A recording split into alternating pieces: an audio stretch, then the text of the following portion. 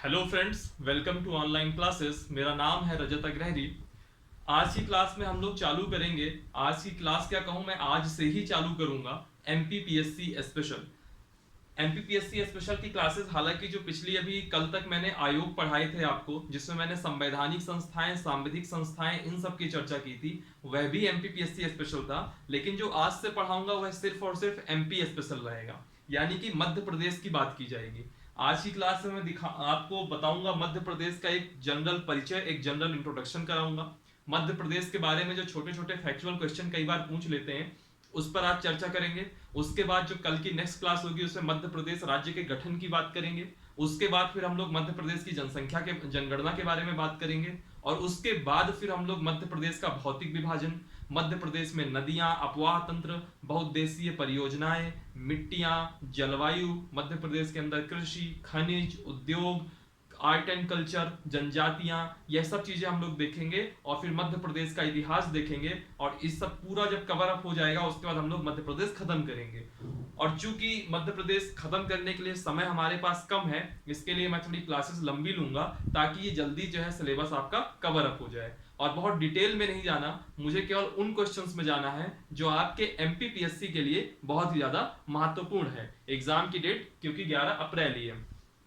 जब मैं आपको यहाँ मध्य प्रदेश पढ़ा रहा हूँ, इसके पहले अगर आप मेरे चैनल में जाएंगे तो वहां पे आपको एक प्लेलिस्ट मिलेगी जिसमें पॉलिटी होगी, जिसमें पॉलिटी का सब कुछ दे रखा है जो कि आपके जीएस के पोर्शन के लिए बहुत इंपॉर्टेंट है। दूसरी चीज, अभी हाल ही में ज्योग्राफी चालू हुआ है आपका, उसकी भी आप प्लेलिस्ट में जाके देख सकते हैं। आज ही के दिन, जिस दिन आप ये वीडियो देख रहे हैं, उसी दिन दोपहर को 12 बजे उसमें अक्षांश रेखाएं और देशांतर रेखाएं बताई गई हैं, तो वो वीडियोस भी आप लोग देख सकते हैं। ज्योग्राफी भी आपके लिए बहुत महत्वपूर्ण रहेगा। साथ ही मध्य प्रदेश के एमपीपीएससी के एक सिलेबस में जो 10वीं यूनिट ऐड हुई है, संवैधानिक और सांविधिक संस्थाएं, उनको मैंने पूरा करा दिया है। उसकी भी आप प्लेलिस्ट में जाके कॉन्स्टिट्यूशनल एंड स्टैच्यूटरी बॉडी करके आप एक प्लेलिस्ट होगी, उसमें आप जाके देख सकते हैं। जो भी आपके कुछ स्टैटिक जीके होते हैं उसकी भी एक प्लेलिस्ट होगी स्टैटिक जीके करके, वहां से आप उसके भी वीडियोस देख सकते हैं। जो सेकंड पेपर होता है उसमें अगर रीजनिंग की, अगर आपको कहीं कोई प्रॉब्लम हो रही है तो एक प्लेलिस्ट बनी होगी रीजनिंग की, उसमें भी आप जाकर के देख सकते हैं। और किसी भी वीडियो में अगर आपको कहीं भी कोई प्रॉब्लम होती है तो आप उसके कमेंट बॉक्स में जाकर के आप अपना क्वेश्चन पूछ सकते हैं। मैं आपको टाइम पे कभी भी जवाब जरूर दूंगा। आज हम लोग बात करते हैं मध्य प्रदेश की, मध्य प्रदेश एक सामान्य परिचय की। ठीक है, क्या होता है कि इसमें वन लाइनर छोटे छोटे फैक्ट होते हैं जिसपे अक्सर क्वेश्चन पूछ लेता है। और जो कभी कुछ क्वेश्चन आंकड़े वाले हो जाते हैं, जहां नंबर्स का गेम हो जाता है, वहां पे कंफ्यूजन भी बहुत ज्यादा होता है। और कंफ्यूजन होगा भी क्योंकि एमपी में जब हम पढ़ते हैं तो हर एक लाइन में देखोगे तो आपको एक फैक्ट मिलेगा और हर फैक्ट आपको याद करना पड़ेगा। ठीक है, हालांकि जब मैं भौतिक विभाजन की बात करूंगा तो आपको मैं कॉन्सेप्चुअल तरीके से बताऊंगा, चीजें मैं कॉन्सेप्चुअल ही करूंगा, लेकिन तब भी आपको कई सारे फैक्ट ऐसे मिलेंगे। अब मान लीजिए यहाँ की सबसे ऊंची चोटी का नाम ये है, तो वो तो आपको याद ही करना पड़ेगा, उसका तो कोई कॉन्सेप्ट हो नहीं सकता। मध्य प्रदेश में 52 जिले हैं, ये आपको याद ही करना पड़ेगा। मध्य प्रदेश में 10 संभाग है, ये आपको याद ही करना पड़ेगा। ठीक है, तो ये सब चीजें आपको याद करनी पड़ेंगी। बहरहाल आज हम बात करेंगे मध्य प्रदेश की। तो आपको पता है, आप लोगों ने भारत का नक्शा देखा होगा, भारत के नक्शे में मध्य प्रदेश को भी देखा होगा। आप लोग, ज्यादातर लोग ऐसे होंगे जो मध्य प्रदेश में रह ही रहे होंगे, और अगर मध्य प्रदेश में नहीं रह रहे होंगे तो इसके जो बॉर्डर स्टेट हैं यूपी वगैरह, इनमें रह रहे होंगे। ठीक है, मध्य प्रदेश किस हिसाब का राज्य है, पहले यह देखिए। मध्य प्रदेश एक प्रकार का स्थलबद्ध राज्य है। मध्य प्रदेश एक प्रकार का स्थलबद्ध राज्य है और इसको इंग्लिश में कहेंगे लैंड लॉक्ड स्टेट। इसका मतलब क्या होता है, पहले ये देखिए। मैं एक एक शब्द लिखा रहा हूं, उसका मतलब बताता जाऊंगा, उसकी पूरी डेफिनेशन लिखाने नहीं बैठूंगा क्योंकि अभी आपके पास उतना टाइम भी नहीं है। स्थलबद्ध राज्य का मतलब क्या होता है कि जब आपके प्रदेश की जो भौगोलिक सीमा है उसमें कहीं भी समुद्री सीमा ना लग रही हो। जैसे मध्य प्रदेश के चारों तरफ आप देखेंगे तो आपको यूपी भी मिल जाएगा, राजस्थान भी मिल जाएगा, गुजरात भी मिल जाएगा, महाराष्ट्र भी मिल जाएगा, छत्तीसगढ़ भी मिल जाएगा, लेकिन कहीं कोई समुद्री सीमा नहीं मिल रही होंगी। यानी कि जो हमारा स्टेट है मध्य प्रदेश, उसके चारों तरफ सिर्फ और सिर्फ भौगोलिक सीमा है, यानी कि स्थलीय सीमा है। कहीं पे भी आपको पानी की यानी कि समुद्री सीमा आपको कहीं नहीं मिलेगी। और अगर आपकी सीमा समुद्री सीमा नहीं है तो वैसी स्थिति में आपका क्या कहलाएगा, लैंड लॉक्ड स्टेट कहलाएगा। और यह सिर्फ स्टेट के लिए नहीं होता, यह आपके देशों के लिए भी होता है। जैसे भूटान आपका लैंड लॉक्ड स्टेट है, जैसे नेपाल आपका लैंड लॉक्ड स्टेट है, क्योंकि उसके जो सीमा है कहीं भी वह समुद्री सीमा नहीं बनाता। बहरहाल स्थलबद्ध राज्य है। दूसरी चीज देखिए, यह प्राचीनतम गोंडवाना लैंड का भाग है।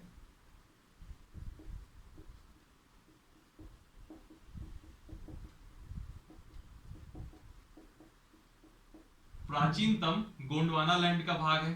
ठीक, देखिए अगर अभी जो मैंने भी आपको थोड़ी देर पहले बताया कि मैंने ज्योग्राफी चालू किया है जीएस वाले बैच में, तो आप ज्योग्राफी में वहां जब आप जाके देखेंगे तो जब जियोमॉर्फोलॉजी चालू होगा, जो कि शायद आपकी 1 या 2 दिन की बाद की क्लास होगी, उसमें आपको ये बहुत डिटेल से समझ में आएगा।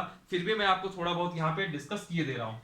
दरअसल क्या था कि जो पहले मान लीजिए एक ऐसा जमाना, अभी हम देखते हैं तो कई सारे आपको महाद्वीप मिलेंगे। अभी आपको एशिया भी दिख रहा होगा, यूरोप भी दिख रहा होगा, नॉर्थ अमेरिका, साउथ अमेरिका, आपको बहुत सारे महाद्वीप दिख रहे हैं। ठीक है, ऑस्ट्रेलिया महाद्वीप, बहुत सारे महाद्वीप दिख रहे हैं। लेकिन पहले क्या था, तो एक ऐसी कल्पना की गई, या कल्पना क्या की गई, एक मान्य सिद्धांत भी है कि पहले जो है हमारे सारे महाद्वीप मिलाकर के एक महाद्वीप था ये, और इस महाद्वीप के चारों तरफ पानी भरा हुआ था।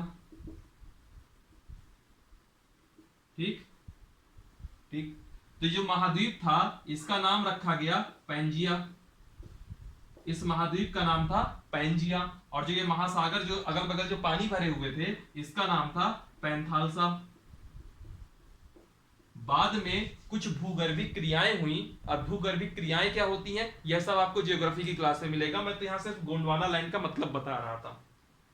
तो हुआ क्या, ये पैंथालसा। अब जब इसमें क्या हुआ, भूगर्भिक क्रियाओं के कारण ये 2 भागों में बट गया। पहले तो एक मान लीजिए भाग ऐसे बन गया उत्तर की तरफ, और एक भाग बन गया दक्षिण की तरफ। ठीक, और बीच और पानी अगल बगल अभी भी है, ये पानी अभी भी है, और जो पानी अगल बगल है वो कुछ यहाँ के क्षेत्रों में भी पानी भर जाएगा। ठीक, तो ये जो ऊपर वाला हिस्सा उत्तर में बना, इसको कहा गया अंगारा लैंड, इसको लॉरेशिया भी कहते हैं, अंगारा लैंड। और जो नीचे वाला था इसको ये कहा आपका गोंडवाना लैंड, और जो ये बीच की जगह थी इसको कहा गया टेथिस सागर। ठीक, तो एक पैंजिया 2 भागों में बटा, और समय के साथ साथ भूगर्भिक क्रियाएं घटित होती रहीं और महाद्वीपों का विखंडन होता रहा। जो आज की डेट पे हमारा भारत है, अगर आप लोगों ने कभी सुना होगा, ये मैं इंडियन ज्योग्राफी में बहुत डिटेल से कराऊंगा। जब हम अपने भारत का भौतिक विभाजन देखते हैं तो साउथ में जो आपका आप नक्शे में जो ये वाला एरिया है, ये आपका कौन सा भारत कहलाता है, ये आपका प्रायद्वीपीय भारत कहलाता है। और जो ये प्रायद्वीपीय भारत है ये दरअसल कुछ नहीं बल्कि ये गोंडवाना लैंड का ही हिस्सा है। तो आपको ये लग रहा होगा तो जो उसके ऊपर का जो भारत बन गया वो क्या है, तो जो इसके ऊपर का जो भारत है, जैसे कि उत्तर प्रदेश, हिमाचल प्रदेश, यानी कि जो नॉर्थ इंडिया है, वो दरअसल क्या है, तो जब ऊपर के हिस्से में जब ऊपर के हिस्से में 2 प्लेटों का वलन हुआ, एक अब ये सब प्लेटें वगैरह मैं यहां ले आऊंगा तो चीजें मिक्सअप हो जाएंगी। तो यहाँ पे एक हिमालय बनता है, और हिमालय का जो ट्रेंच वाला भाग होता है वहां पे मैदानी भाग बनता है, वहां पे आपके नॉर्थ इंडियंस रह रहे हैं आज की डेट में। ये सब चीजें हम इंडियन ज्योग्राफी में बहुत डिटेल से देखेंगे। ठीक, लेकिन जो ये प्रायद्वीपीय भारत का उत्तरी वाला इलाका, यानी कि ये वाला इलाका जहां की हमारा मध्य प्रदेश है, तो एक प्रकार से ये प्रायद्वीपीय भारत किसका भाग हुआ, इस गोंडवाना लैंड का। और इसी प्रायद्वीपीय भारत में ही मध्य प्रदेश है, थोड़ा उत्तर में मध्य प्रदेश है। तो ऐसी स्थिति में जो हमारा एमपी है वो क्या कहलाएगा, प्राचीनतम गोंडवाना लैंड का भाग। सिर्फ इस गोंडवाना लैंड का मतलब बताने के लिए मैंने आपके सामने इतनी सारी बातें रखी, और ये सब चीजें आपको ज्योग्राफी की क्लास में ज्यादा अच्छे से समझ में आएगी। तो एक स्थलबद्ध राज्य है, प्राचीनतम गोंडवाना लैंड का भाग है। ठीक,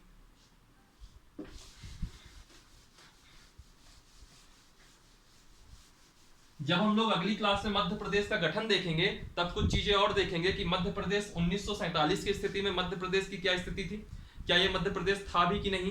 फिर जब राज्यों का पुनर्गठन हुआ 1956 में, तो जो मध्य प्रदेश की स्थिति क्या थी, तब उसमें कौन कौन से क्षेत्र थे, कौन कौन से क्षेत्र मध्य प्रदेश से बाहर चले गए और कौन कौन से क्षेत्र मध्य प्रदेश में जोड़े गए। फिर उसके बाद 1 नवंबर 2000 को जब छत्तीसगढ़ मध्य प्रदेश से अलग हुआ तब की क्या स्थिति थी, ये सब चीजें देखेंगे। तो हम सबसे पहले देख लेते हैं कि मध्य प्रदेश की स्थापना कब हुई थी। तो जो मध्य प्रदेश की स्थापना हुई थी वह हुई थी 1 नवंबर 1956। इसीलिए हम 1 नवंबर को स्थापना दिवस के रूप में सेलिब्रेट करते हैं। और जो वर्तमान स्वरूप है मध्य प्रदेश का, जो आज की डेट में मध्य प्रदेश आप देखते हैं, यह कब आया? यह आया आपका 1 नवंबर 2000 के बाद। किसके अलग होने के बाद? छत्तीसगढ़ के अलग होने के बाद।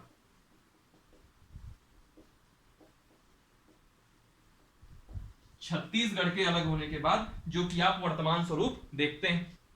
दरअसल जब आप मध्य प्रदेश का नक्शा देखेंगे तो मध्य प्रदेश का नक्शा काफी हद तक आयताकार है। मध्य प्रदेश का नक्शा काफी हद तक आयताकार है, ठीक है। मतलब आयताकार नहीं कह सकते, लेकिन अगर आप देखोगे तो एक आपको ऐसा ऐसा शेप दिखेगा, लेकिन ऐसा एग्जैक्ट कोई शेप नहीं है। आप लोग मध्य प्रदेश का मैप अपने में देख सकते हैं, क्योंकि यहाँ मेरे पास डिजिटल बोर्ड नहीं है कि मैं आपको यहाँ मध्य प्रदेश का मैप दिखा पाऊं, उसके लिए एक्सट्रीमली सॉरी, ठीक है।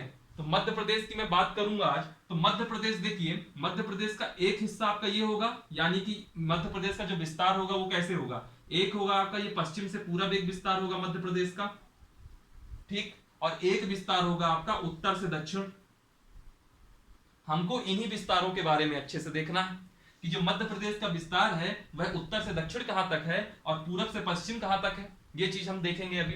तो देखिए, जो मध्य प्रदेश का पूरब से पश्चिम का विस्तार है, यह पूरब से पश्चिम का जो विस्तार है, पूर्व से पश्चिम, यह लगभग 870 किलोमीटर का विस्तार है। मध्य प्रदेश पूरब से पश्चिम की ओर 870 किलोमीटर का भौगोलिक विस्तार है। और यही अगर मैं उत्तर से दक्षिण की बात करूं,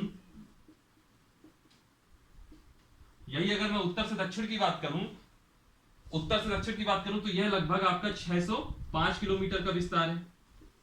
870 किलोमीटर और 605 किलोमीटर, यह हो गया आपका किलोमीटर्स में। अब अगर कोई आपसे यह पूछ ले कि मध्य प्रदेश का अक्षांशीय विस्तार क्या है और देशांतरीय विस्तार क्या है, तो सबसे पहले आपको यह पता होना चाहिए कि अक्षांश किसे कहते हैं, देशांतर किसे कहते हैं। दरअसल क्या होता है, जब भी हम किसी चीज की पढ़ाई कर रहे होते हैं तो वो पढ़ाई तभी हम कर पाएंगे अगर हम उस चीजों को सरल बनाएंगे। तो इस पृथ्वी में अगर आपको यह कहना हो, अगर आपको कोई ये कह दे कि आप इंदौर के एक चौराहे में खड़े हो जाइए, तो आप बड़ी आसानी से चले जाएंगे। लेकिन अगर आप कहीं कहीं जंगलों में अगर आप भटक गए तो आपको अपनी लोकेशन कैसे मालूम चलेगी? तो उसके लिए भी तो कुछ प्रोसीजर होना चाहिए।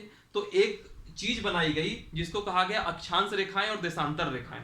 और कई लोग सोचने लग जाते हैं कि ऐसी कोई रेखाएं हमारी पृथ्वी में बनी हुई होंगी, तो यह सिर्फ एक इमेजिनरी लाइन है जो कि लोकेशन को, एक किसी स्थान विशेष को बताने का एक तरीका होता है। होता क्या है, मान लीजिए ये पृथ्वी है, ठीक, ये पृथ्वी का एक ये रेखा है, इस रेखा का नाम है इक्वेटर यानी कि विषुवत रेखा। इसको हम 0 डिग्री नाम दे देते हैं। और जो विषुवत रेखा का केंद्र होता है, इस केंद्र से जो भी एंगुलर डिस्टेंस है, मान लीजिए ये एंगुलर डिस्टेंस है 10 डिग्री की, तो यहाँ पे भी एक एंगुलर डिस्टेंस होगी 10 डिग्री की, तो ये 10 डिग्री की आपको ये रेखा मिला दी जाएगी, तो ये 10 डिग्री की अक्षांश रेखा हो गई। इसको अक्षांश रेखा कहते हैं, जो विषुवत रेखा के समानांतर होती है। अक्षांश रेखा, एक ये अक्षांश रेखा होगी, ये 20 डिग्री की होगी, ये मान लीजिए 30 डिग्री की होगी, ऐसे करके अक्षांश रेखाएं चलती रहती हैं। तो होता क्या है, जो विषुवत रेखा के ऊपर का भाग होता है, जो विषुवत रेखा के ऊपर का भाग होता है, उसको हम लोग कहते हैं उत्तरी अक्षांश। और जो विषुवत रेखा के दक्षिण का भाग होता है, इसको हम कहते हैं, या विषुवत रेखा के जो नीचे का भाग होता है, इसको हम क्या कहते हैं, दक्षिणी अक्षांश। ठीक है, इसको आप बहुत डिटेल में देखना चाहेंगे तो आज दोपहर की 12 बजे वाली जो मेरी क्लास थी ज्योग्राफी की, उसमें आप अक्षांश रेखाएं और देशांतर रेखाएं बहुत अच्छे से देख सकते हैं। ठीक, तो जो इसके ऊपर की चीजें होंगी वो उत्तरी अक्षांश होगी, जो नीचे का होगा दक्षिणी अक्षांश होगा। तो उत्तरी अक्षांश को हम एन से डिनोट करते हैं और दक्षिणी अक्षांश को हम एस से डिनोट करते हैं। और ये चीज मैं बता दूं, जो हमारे भारत देश की अवस्थिति है, जो हमारा भारत देश है, वो आपका उत्तरी अक्षांश में है। जो भारत देश है वह आपका उत्तरी अक्षांश में है। ठीक, अब हम बात करेंगे देशांतर रेखाओं की। तो देशांतर रेखाएं क्या होती हैं, जैसे देशांतर रेखा ये देशांतर रेखा है, मान लीजिए 0 डिग्री देशांतर रेखा है, तो ये विषुवत रेखा पर परपेंडिकुलर पड़ती है, विषुवत रेखा से परपेंडिकुलर पड़ती है। तो ये जो रेखाएं होती हैं आपकी देशांतर रेखाएं, यह क्या करती हैं, जो पृथ्वी है इसको इस तरफ ईस्ट की ओर यानी कि पूर्वी देशांतर में बांट देती हैं, और इधर साइड पश्चिमी देशांतर यानी कि वेस्ट में बांट देती हैं। बहुत अच्छे से देखना है, आज की क्लास में जाइए। ठीक, और हमारा जो भारत है वह कहाँ है, वह पूर्वी देशांतर में है। तो हमारा भारत कहाँ हुआ, पूर्वी देशांतर में हुआ और यहाँ उत्तरी अक्षांश में हुआ। तो जो हमारे भारत देश की अवस्थिति है वह पूर्वी देशांतर और उत्तरी अक्षांश में होगी। अगर भारत देश की अवस्थिति पूर्वी देशांतर और उत्तरी अक्षांश में है, तो जो मध्य प्रदेश है उसकी भी अवस्थिति कहां होगी, पूर्वी देशांतर और उत्तरी अक्षांश में। चलिए मध्य प्रदेश की मैं आज यही बात करता हूं सबसे पहले। आई होप ये चीज जो मैंने बहुत क्विक करी, आपको बहुत जल्दी ही आपको बता दिया, ये समझ में आ गई होगी। और अगर ये चीज नहीं समझ में आई है तो आप ज्योग्राफी का वीडियो देखिए, या फिर अगर आपने कक्षा 6, 7, 8 में अच्छे से ज्योग्राफी पढ़ी होती तो ये चीजें बहुत आराम से समझ में आ जाती। बहरहाल अब हम बात करते हैं यहाँ पे मध्य प्रदेश की अवस्थिति की। तो जो मध्य प्रदेश का इधर पे स्थिति है, अगर हम उत्तर में जाएंगे तो उत्तर में आपको क्या मिलेगा, 26 डिग्री 30 मिनट उत्तरी अक्षांश। उत्तर की जो सीमा लगती है मध्य प्रदेश की, तो अगर उसकी अक्षांशीय बिंदु की बात करूं तो 26 डिग्री 30 मिनट उत्तरी अक्षांश। अगर मैं दक्षिण की बात करूं तो 21 डिग्री 6 मिनट उत्तरी अक्षांश। अब आप कहोगे दक्षिण में तो उत्तरी अक्षांश क्यों, क्योंकि उत्तरी अक्षांश में हम अवस्थित हैं, हम उत्तरी अक्षांश में हैं और हम जिस जगह पे हैं उस जगह से हम उत्तर दक्षिण देख रहे हैं। ठीक है, अगर मैं पूरब की ओर बात करूं तो पूरब में हमारा है 82 डिग्री 48 मिनट अक्षांश ईस्ट, पूर्वी देशांतर। और अगर हम पश्चिम की बात करें तो 74 डिग्री 9 मिनट पूर्वी देशांतर। ठीक, तो ये हमारी सिचुएशन हो गई पश्चिम की, ये हमारी हो गई नॉर्थ उत्तर की, ये हमारी हो गई दक्षिण की सिचुएशन, ये हमारी हो गई ईस्ट की सिचुएशन। अब बात आती है कि हमारा जो है पूर्वी जिला कौन सा है, हमारा पश्चिमी जिला कौन सा है, हमारा उत्तरी जिला कौन सा है, और हमारा सबसे दक्षिणतम जिला कौन सा है मध्य प्रदेश का। तो ये भी मैं यहां लिख देता हूं और इसके बाद फिर मैं आप इसका स्क्रीनशॉट ले सकते हैं। जो हमारा मध्य प्रदेश का सबसे उत्तरी जिला है, मध्य प्रदेश का जो सबसे उत्तरी जिला है उसका नाम है मुरैना। मुरैना मुरैना और मुरैना की खासियत क्या है कि मुरैना उत्तर प्रदेश और राजस्थान, जैसे मुरैना क्या है, जैसे मान लीजिए जो मैप है आपका ऐसा कुछ है यहाँ पे, तो यहाँ पे मुरैना आता है और फिर इसके नीचे से भिंड चालू हो जाता है, सॉरी यहाँ मुरैना आता है। तो जो ये मुरैना वाला ये क्षेत्र है, यह आपका इधर यूपी से जो है बॉर्डर बनाता है और इधर आपका राजस्थान से बॉर्डर बनाता है। अभी मैं इसमें आऊंगा थोड़ी देर में, तो फिर इसमें डिटेल से बात करेंगे। उत्तर में मुरैना है। अगर मैं दक्षिण की बात करूं तो जो सबसे दक्षिणी राज्य है उसका नाम है बुरहानपुर। जो दक्षिण में सबसे राज्य है उसका नाम है बुरहानपुर, और बुरहानपुर के बाद बुरहानपुर महाराष्ट्र से सीमा लगाता है। ठीक है, फिर इसके बाद अगर हम पूर्वी की बात करें तो पूर्वी में आता है सिंगरौली। सिंगरौली जो है सीधी से अलग होकर के बनाया गया था सिंगरौली। सिंगरौली जो है आपका उत्तर प्रदेश के साथ सीमा लगाता है, ये मध्य प्रदेश का पूर्वी जिला है, या यूपी के साथ सीमा शेयर करता है, और इसके अलावा छत्तीसगढ़ के साथ सीमा शेयर करता है। फिर मैं पश्चिमी जिला की बात करूं तो जो मध्य प्रदेश का सबसे पश्चिमी जिला है उसका नाम है अलीराजपुर, जो कि झाबुआ से अलग करके बनाया गया था, अलीराजपुर। और अलीराजपुर की अगर मैं बात करूं तो यह महाराष्ट्र और गुजरात के साथ सीमा बनाता है। तो यह आपका कुछ बेसिक चीज हुई। अभी इसमें मैं थोड़ा आता हूं। ठीक है, अभी आप पहले इसको देखिए, इसका स्क्रीनशॉट ले लीजिएगा, मैं इसको तब तक मिटाता हूं।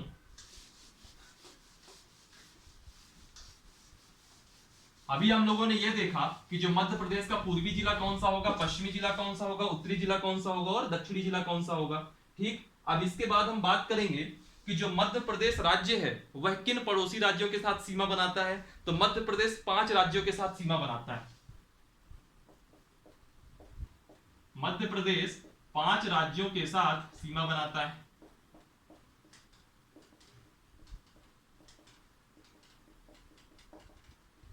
जो हमारी ये एमपी की स्पेशल क्लास चल रही है जिसमें सिर्फ एमपी के बारे में बताया जाएगा, वह आपके एमपी पीएससी के लिए भी इंपॉर्टेंट है, वो आपके जो है व्यापम के एग्जाम के लिए भी इंपॉर्टेंट है, एमपी का जो एसआई का एग्जाम है उसके लिए भी इंपॉर्टेंट है, और एमपी के जो कांस्टेबल के एग्जाम है उसके लिए भी इंपॉर्टेंट है। बहरहाल जो मेरा फोकस है वो सिर्फ और सिर्फ एमपीपीएससी के लिए है, लेकिन अगर आप इसको पढ़ते हैं तो आप कोई सा भी एग्जाम में बैठेंगे तो एमपी से रिलेटेड कोई भी क्वेश्चन आपका स्किप नहीं होगा। बहरहाल मध्य प्रदेश 5 राज्यों के साथ सीमा बनाता है। उन 5 राज्यों के पहले नाम देख लीजिए। पहला उत्तर प्रदेश। उत्तर प्रदेश के साथ मध्य प्रदेश के सर्वाधिक जिले जुड़े हुए हैं। उत्तर प्रदेश के साथ मध्य प्रदेश के लगभग नहीं एग्जैक्टली 13 जिले सीमा बनाते हैं। फिर दूसरे नंबर में आता है आपका राजस्थान। दूसरे नंबर में आता है राजस्थान, और राजस्थान के लगभग नहीं एग्जैक्टली कहूं, लगभग की गजब आदत पड़ गई है। राजस्थान के साथ 10 जिले मध्य प्रदेश की सीमा बनाते हैं। तीसरे नंबर में आता है आपका महाराष्ट्र।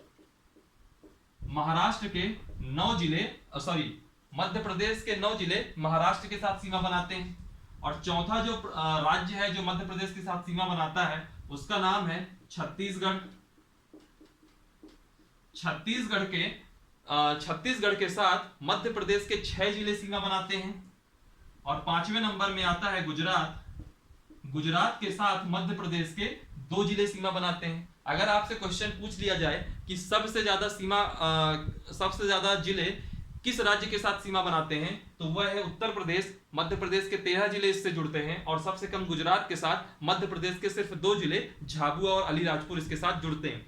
कई लोग ये भी कहेंगे कि छत्तीसगढ़ के साथ 7 राज्य सीमा बनाते हैं। दरअसल अगर आप छत्तीसगढ़ की जो प्रशासनिक वेबसाइट वगैरह है उसमें देखेंगे तो जरूर 7 राज्य बनाते हैं, लेकिन कभी भी आप इंडिया का मैप अगर आप थोड़ा एक्सप्लोर कीजिएगा तो उसमें जब देखेंगे तो जो 7वां राज्य कहा जाता है वो मंडला को क्लेम किया जाता है कि मंडला राज्य भी छत्तीसगढ़ के साथ सीमा बनाता है। लेकिन हम ऐसा नहीं मानेंगे, क्योंकि मैप में भी और जितनी भी स्टैंडर्ड बुक्स हैं कहीं पर भी ऐसा नहीं लिखा हुआ है, तो मैं भी ऐसा नहीं मानूंगा। बाकी फिर भी अगर कभी ऑप्शन आ जाए और ऑप्शन में जो है 6 का दिया ही नहीं गया, 5 दिया गया है, 7 दिया गया है, 8 दिया गया है, 9 दिया गया है, तो ऐसी स्थिति में आप लोग 7 करिएगा, अदरवाइज आप 6 ही करिएगा। ठीक है, मैं मंडला नहीं लिख रहा, इसकी वजह से मैंने इसको 6 कहा है। बहरहाल अब हम देखते हैं मध्य प्रदेश के कौन कौन से जिले हैं जो यूपी के साथ सीमा बनाते हैं। तो मैं बात करता हूं यूपी, उत्तर प्रदेश के साथ कौन कौन से जो है जिले हैं जो सीमा बनाते हैं मध्य प्रदेश के। तो मैं ऊपर अगर मैं मुरैना से चालू हो जाऊं तो सबसे पहले आएगा मुरैना। मुरैना के बाद आता है तुरंत भिंड। भिंड के बाद आता है दतिया। दतिया के बाद आता है शिवपुरी। मुरैना, भिंड, दतिया, शिवपुरी, हम ऐसे आएंगे। अगर आप मैप इसका एक बार देखेंगे तो यह चीजें आपके लिए बहुत आसान हो जाएंगी। शिवपुरी के बाद आता है अशोकनगर। अशोकनगर के बाद आता है सागर। सागर के बाद आता है टीकमगढ़। सागर के बाद आता है टीकमगढ़। टीकमगढ़ के बाद आएगा आपका निवाड़ी। निवाड़ी जो अभी हाल ही में राज्य बना है, जिला बना है, 12वां जिला बना है। ये 3 तहसीलों के साथ मिलकर के बना है। इसको जब मैं गठन बताऊंगा तो बहुत अच्छे से इसके बारे में डिस्कस करेंगे। निवाड़ी के बाद आता है आपका मध्य प्रदेश का छतरपुर। छतरपुर के बाद आता है पन्ना। पन्ना के बाद आता है सतना। सतना के बाद आता है रीवा। और रीवा के बाद आता है सिंगरौली। ठीक, देख लीजिए 13 हो गए कि नहीं हो गए। 1 2 3 4 5 6 7 8 9 10 11 12 13। ठीक, इसके बाद हम बात करते हैं राजस्थान की। राजस्थान को मैं सिंपल आरजे लिख देता हूं। राजस्थान के साथ जो 10 जिले हैं जो सीमा बनाते हैं उसमें से एक है मुरैना। मुरैना के बाद श्योपुर। श्योपुर के बाद शिवपुरी। मुरैना, श्योपुर, फिर शिवपुरी। शिवपुरी के बाद आता है गुना। गुना के बाद आता है आपका राजगढ़। राजगढ़ के बाद आता है आपका आगर मालवा। आगर मालवा एक ही जिले का नाम है, ठीक है, आगर मालवा। आगर मालवा के बाद आता है आपका रतलाम। रतलाम के बाद आता है आपका नीमच। नीमच के बाद आता है आपका मंदसौर। कितने हो गए? 2 2 4 2 6 2 8 1 9 और एक लास्ट बचा झाबुआ। ये जो 10 जिले हैं यह आपकी राजस्थान के साथ सीमा बनाते हैं। फिर इसके बाद मैं बात करता हूं महाराष्ट्र की। महाराष्ट्र को शॉर्ट फॉर्म में एमएच लिख देता हूं। इसके साथ सबसे पहले बालाघाट सीमा बनाता है। बालाघाट के बाद हम देखेंगे सिवनी। सिवनी जिला आपको कहां मिलेगा? जब आप जबलपुर से नागपुर जाते हो, ठीक है। बालाघाट, सिवनी। बालाघाट सिवनी के बाद आपको मिलेगा छिंदवाड़ा। छिंदवाड़ा के बाद आपको मिलेगा बैतूल। बालाघाट, सिवनी, छिंदवाड़ा, बैतूल। इसके बाद आपको मिलेगा, हम इधर साइड अगर आएंगे तो खंडवा, निमाड़ साइड आ जाइए। खंडवा के बाद खरगोन। खरगोन के बाद बड़वानी। बड़वानी के बाद बुरहानपुर। कितने हो गए? 2 2 4 2 6 2 8 बुरहानपुर, बड़वानी। इसके बाद एक और बचेगा अलीराजपुर। अलीराजपुर भी आपका दो राज्यों के साथ सीमा बनाता है। एक बनाता है आपका महाराष्ट्र के साथ और एक बनाता है आपका बाद में जब देखेंगे गुजरात के साथ। तो इसका आप स्क्रीनशॉट ले लीजिए, ठीक है, इसका आप स्क्रीनशॉट ले लीजिए। हमने यूपी देखा, राजस्थान देखा, महाराष्ट्र देखा, अब इसके बाद छत्तीसगढ़ और गुजरात देख लेते हैं।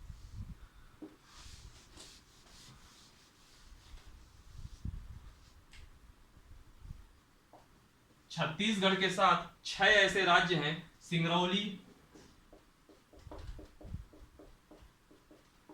सीधी, शहडोल, अनूपपुर,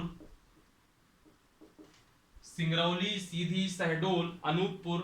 अनूपपुर के बाद आता है आपका एक बालाघाट हो गया, और एक हो गया डिंडोरी। डिंडोरी मिस कर गया था मैं, डिंडोरी। तो ये जो है 6 जो है आपके जिले हैं जो छत्तीसगढ़ के साथ सीमा बनाते हैं। लेकिन मैं फिर कह रहा हूं, अगर आप छत्तीसगढ़ के जो प्रशासनिक मैप वगैरह है उनको देखेंगे तो वहां पे एक मंडला जिला के साथ भी हमारा सीमा बना देता है। लेकिन हम अभी 6 ही जिले लेके चलते हैं। और छत्तीसगढ़ के बाद क्या बचा? गुजरात। तो गुजरात के साथ मध्य प्रदेश के 2 जिले सीमा बनाते हैं, एक का नाम है झाबुआ और एक का नाम है अलीराजपुर। एक का नाम है झाबुआ, एक का नाम है अलीराजपुर। इसमें यह भी क्वेश्चन पूछ सकता है कि मध्य प्रदेश किस राज्य से सबसे ज्यादा जो है जिले शेयर करते हैं? मध्य प्रदेश के जिले किस राज्य के साथ सबसे ज्यादा सीमा शेयर करते हैं? तो उत्तर प्रदेश के साथ हो जाएगा 13। इस पे क्रम से लगाने को भी आ सकता है, तो सबसे ज्यादा यूपी के हैं 13, फिर राजस्थान के साथ है 10, फिर महाराष्ट्र के साथ है 9, फिर इसके बाद छत्तीसगढ़ के साथ है 6 और फिर गुजरात के साथ है 2।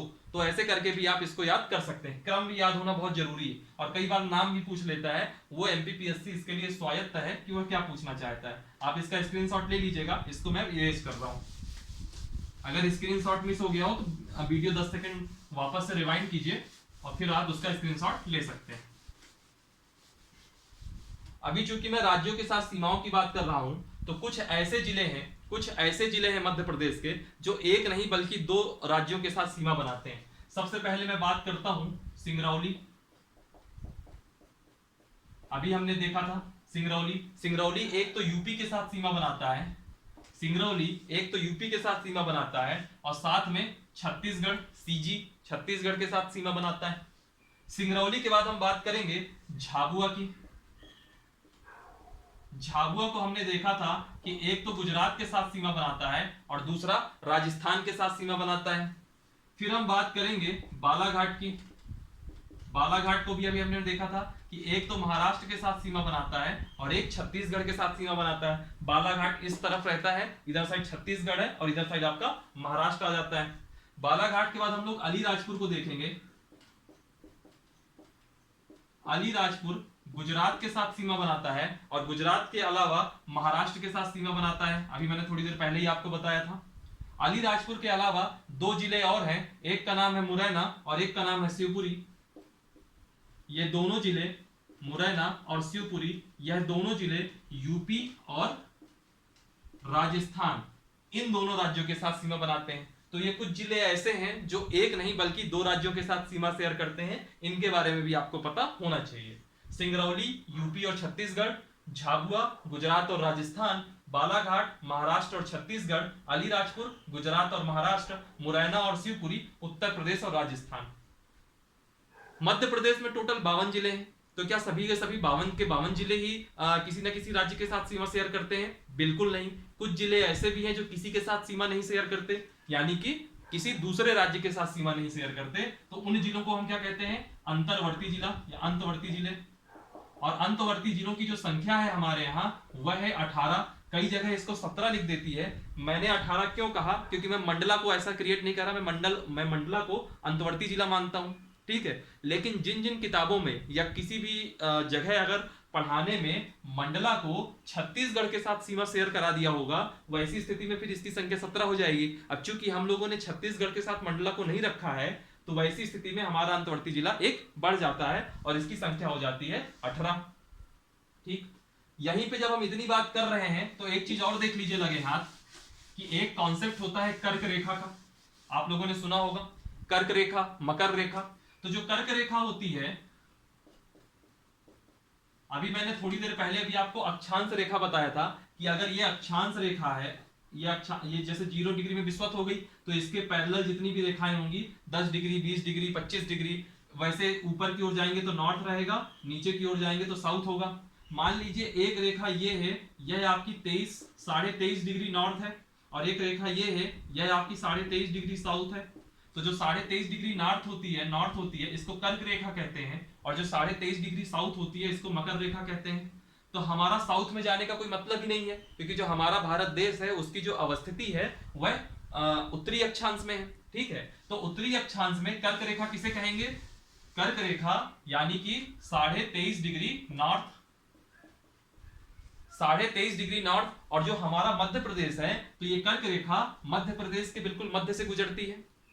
तो हमारे में क्वेश्चन पहली बात तो ये पूछ लेता है, अगर बिल्कुल सिंपल पूछना होगा कि कर्क रेखा मध्य प्रदेश के कितने जिलों से होकर के गुजरती है, तो यह जो है मध्य प्रदेश के एमपी के 14 जिलों से गुजरती है।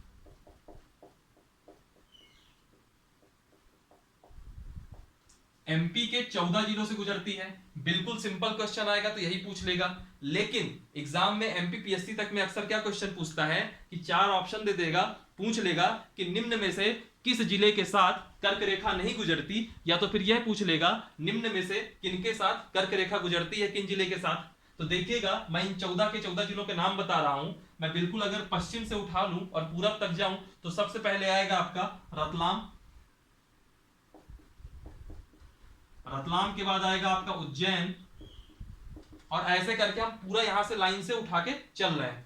रतलाम, उज्जैन, उज्जैन के बाद आएगा आगर मालवा, आगर मालवा के बाद आएगा आपका राजगढ़। रतलाम, उज्जैन, आगर मालवा, राजगढ़, फिर आपका आ जाता है राजगढ़ के बाद आपका आ जाएगा सीहोर, और इसी सीहोर से अलग हुआ हमारे मध्य प्रदेश की राजधानी भोपाल भी आ जाएगा। भोपाल के बाद विदिशा भी आ जाएगा। ठीक, रतलाम, उज्जैन, आगर मालवा, राजगढ़, सीहोर, भोपाल, विदिशा, और विदिशा से जब हम और जो है पूरब की तरफ जाएंगे तो एक जगह आएगी रायसेन, वह भी आ जाएगा। फिर रायसेन के बाद अगर हम बात करें तो वो आपका आएगा सागर आएगा, सागर के बाद दमोह आएगा, दमोह के बाद कटनी आएगा, कटनी के अलावा जबलपुर भी आएगा। सागर, दमोह, कटनी, जबलपुर, और बाद में 2 जिले और आते हैं, एक आता है आपका उमरिया और एक आएगा शहडोल। तो आप देखेंगे 1 2 3 4 5 6 7 8 9 10 11 14 जिले हो गए आपके।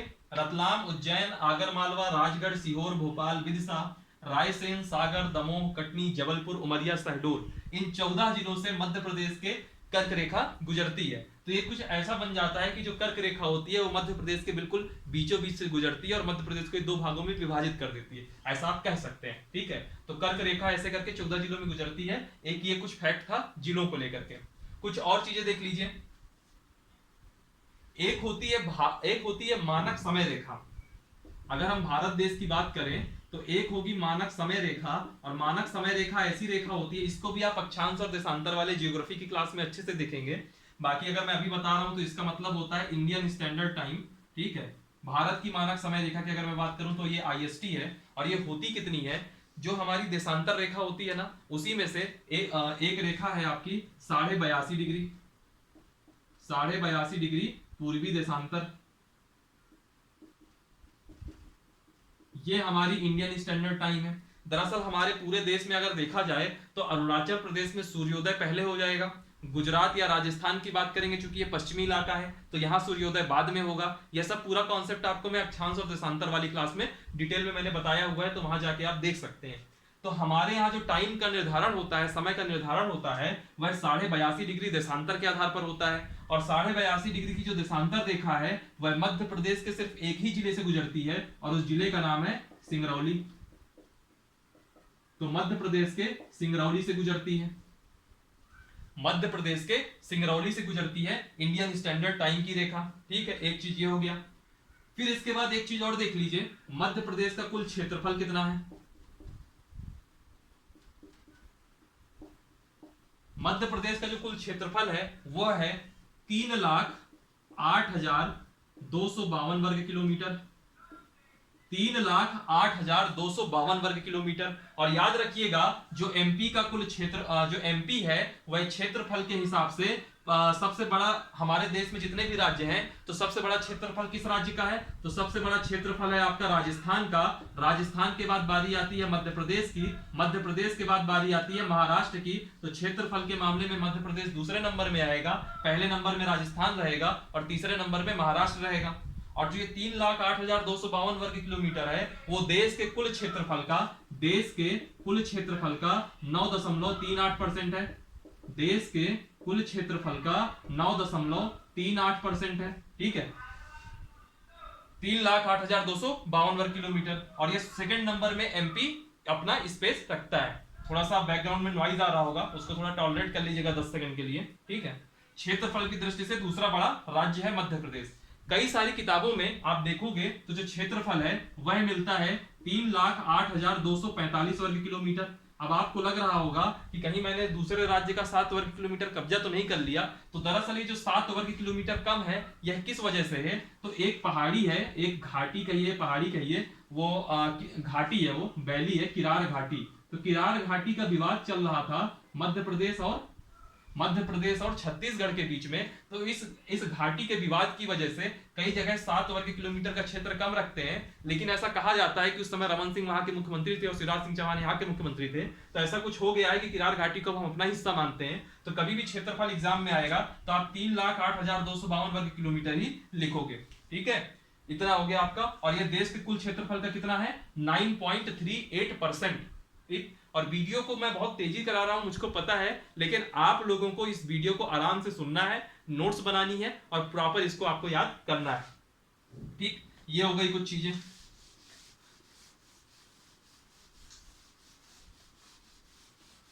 इसके बाद मध्य प्रदेश से संबंधित कुछ चीजें और देख लीजिए। सबसे पहले मध्य प्रदेश में, अगर मैं मध्य प्रदेश की राज्यसभा की बात करूं, देखिएगा जल्दी जल्दी, ये सब छोटी छोटी चीजें हैं लेकिन पता होनी चाहिए। मध्य प्रदेश में राज्यसभा में कितनी सीट, मध्य प्रदेश जो है राज्यसभा में कितनी सीटों का प्रतिनिधित्व करता है, लोकसभा में कितनी सीटें हैं मध्य प्रदेश के अंदर, यह भी देखेंगे हम लोग आज। फिर इसके बाद हम देखेंगे विधानसभा में, और मध्य प्रदेश में विधान परिषद तो है नहीं तो विधान परिषद की हम लोग बात नहीं करेंगे। ठीक, तो राज्यसभा में मध्य प्रदेश के अंतर्गत 11 सीटें आती हैं, राज्यसभा में 11 सीटें आती हैं, लोकसभा में 29 सीटें आती हैं। अभी हाल ही में पिछले चुनाव में देख लेंगे तो 28 सीटें बीजेपी ने जीती और एक सीट जो छिंदवाड़ा की थी वो कमलनाथ जी के बेटे नकुलनाथ जी ने जीती। बाकी 28 की 28 सीटें बीजेपी ने जीती। तो 29 सीटें लोकसभा के लिए हैं। और जो विधानसभा में सीटें हैं वो आपकी 231 हैं, जिसमें 230 आपके निर्वाचित होते हैं और जो 1 होते हैं ये मनोनीत होते हैं। इनको एंग्लो इंडियन मनोनीत किया जाता है, हालांकि जनरली ये मनोनयन हो नहीं रहा इस समय। और जो 230 हैं वो निर्वाचित होते हैं। तो अगर एग्जाम में कभी सीटों का विधानसभा का आ जाए तो या तो 230 दिया होगा या तो 231 दिया होगा। अगर आपके में 231 दिया है तो आपका आंसर 231 ही सही होगा, 230 कभी मत टिक करिएगा। अगर 231 ऑप्शन ही नहीं दिया तो वैसी स्थिति में आप 230 लगाइएगा, अदरवाइज 231, क्योंकि भले ही वो मनोनीत ही क्यों नहीं हो रहा हो एक सदस्य, लेकिन वह भी विधानसभा का मेंबर है। ठीक है, चलिए 230 निर्वाचित हो गए, 1 मनोनीत हो गया और संख्या कितनी हो गई? 231। इस 231 में 230 में अनुसूचित जाति के लिए यानी कि शेड्यूल कास्ट के लिए और अनुसूचित जनजाति यानी कि शेड्यूल ट्राइब के लिए, इनके लिए कितनी कितनी विधानसभा सीटें आरक्षित की गई हैं? तो अनुसूचित जाति के लिए 35 सीटें आरक्षित हैं, विधानसभा की 35 सीटें आरक्षित हैं, और अनुसूचित जनजाति के लिए 47 सीटें आरक्षित हैं। ठीक, 35 सीटें अनुसूचित जाति के लिए और अनुसूचित जनजाति के लिए 47 सीटें आरक्षित हैं। अगर मैं लोकसभा की बात करूं तो लोकसभा में 29 सीटों में शेड्यूल कास्ट यानी कि अनुसूचित जाति के लिए 4 सीटें आरक्षित हैं और अनुसूचित जनजाति यानी कि शेड्यूल ट्राइब के लिए 6 सीटें आरक्षित हैं। अनुसूचित जाति के लिए 4 सीटें आरक्षित हैं और अनुसूचित जनजाति के लिए 6 सीटें आरक्षित हैं। और इसके लिए जो 4 सीटें आरक्षित हैं उनका क्या नाम है? तो एक तो आपकी भिंड की सीट हो गई, भिंड के बाद एक टीकमगढ़ की सीट हो गई, टीकमगढ़ के बाद एक उज्जैन की सीट हो गई और उज्जैन के बाद एक देवास की सीट हो गई। ये 4 सीटें हैं जो अनुसूचित जाति के लिए आरक्षित हैं लोकसभा की। और अनुसूचित जनजाति के लिए जो 6 सीटें आरक्षित हैं उनका नाम है रतलाम, धार, खरगोन, रतलाम, धार, खरगोन, शहडोल, शहडोल के बाद है आपका मंडला और मंडला के बाद है आपका बैतूल। तो ऐसे करके 6 सीटें एसटी के लिए और 4 सीटें एससी यानी कि अनुसूचित जाति के लिए आरक्षित है। यह कुछ बातें हो गई राज्यसभा और विधानसभा इन सब चीजों से रिलेटेड। फिर एक चीज और याद रखिएगा, जो मध्य प्रदेश का हाई कोर्ट है, मध्य प्रदेश का हाई कोर्ट, हाई कोर्ट का मतलब क्या हुआ, उच्च न्यायालय, वह कहां पर है, तो वह आपका जबलपुर में है। मध्य प्रदेश का जो उच्च न्यायालय है वह जबलपुर में है, और उच्च न्यायालय की जो अन्य पीठ है, जो अतिरिक्त पीठ है, वह दो जगह है, एक आपके इंदौर में है और दूसरा आपके ग्वालियर में है। एक आपका इंदौर में है और दूसरा आपके ग्वालियर में है। ठीक, इसके बाद हम कुछ चीजें और देखते हैं जो कि मध्य प्रदेश के राजकीय प्रतीकों से संबंधित है।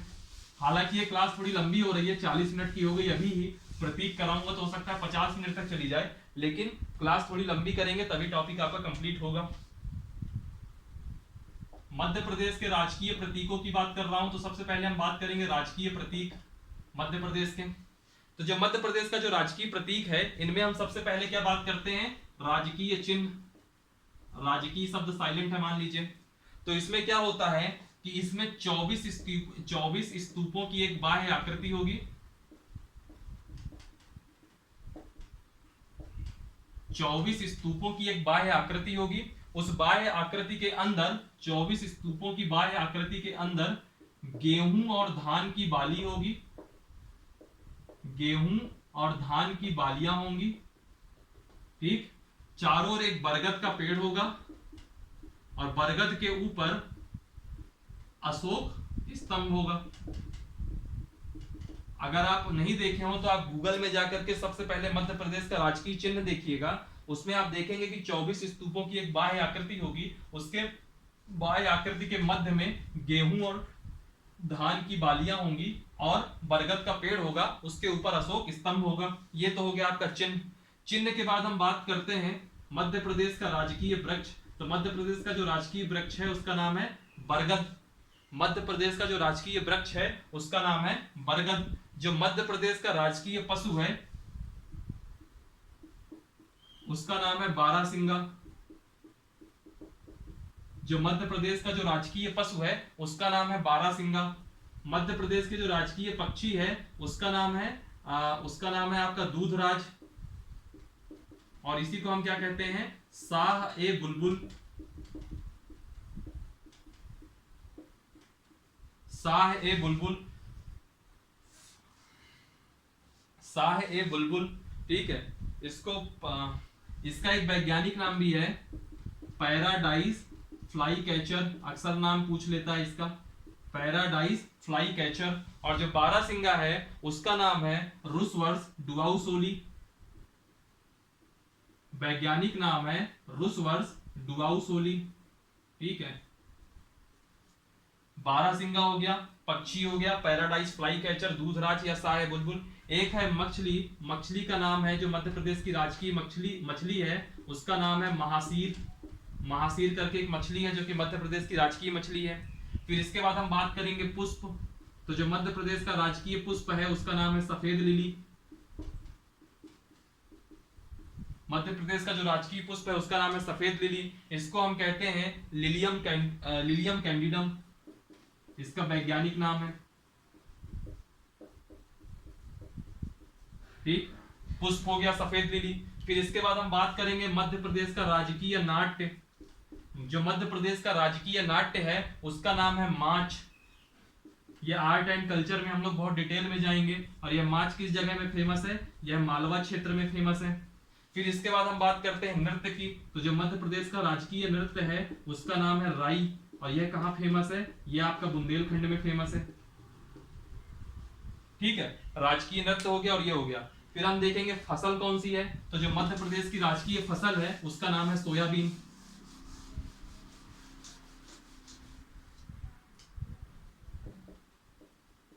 जो मध्य प्रदेश की राजकीय फसल है उसका नाम है सोयाबीन। बात आती है राजकीय खेल की। तो राजकीय खेल क्या है, मलखंभ, सब लोग जानते होंगे मलखंभ। और ये मलखंभ को 2013 में राजकीय खेल घोषित किया गया था। ठीक है, और एक चीज याद रखिएगा, जो मध्य प्रदेश में संभाग हैं इनकी संख्या 10 है, जो मध्य प्रदेश में जिले हैं इनकी संख्या 52 है, और इनको हम लोग अगली क्लास में बहुत डिटेल से करेंगे। सारे के सारे 52 जिले कैसे बने, उनका क्या स्टेप था, ये सब चीजें हम लोग देखेंगे। आज के लिए इतना ही रखते हैं। वीडियो को आप लोग लाइक कीजिएगा, कमेंट कीजिएगा, इसके लिंक ज्यादा से ज्यादा शेयर कीजिएगा, ताकि जो एमपीपीएससी के एग्जाम हो रहे हैं उनमें लोगों को काफी ज्यादा हेल्प हो सके। और कमेंट बॉक्स में जा करके आप अपना कोई भी क्वेरी वगैरह हो तो आप पूछ सकते हैं। और अगर मेरे चैनल की प्लेलिस्ट में जाएंगे तो आपको प्रीवियस वीडियोज और डिफरेंट टॉपिक्स के वीडियोज भी आपको मिल जाएंगे। चलिए फिर आज के लिए इतना ही रखते हैं। Thank you for watching. Thank you so much. हंसते रहिए और पढ़ते रहिए।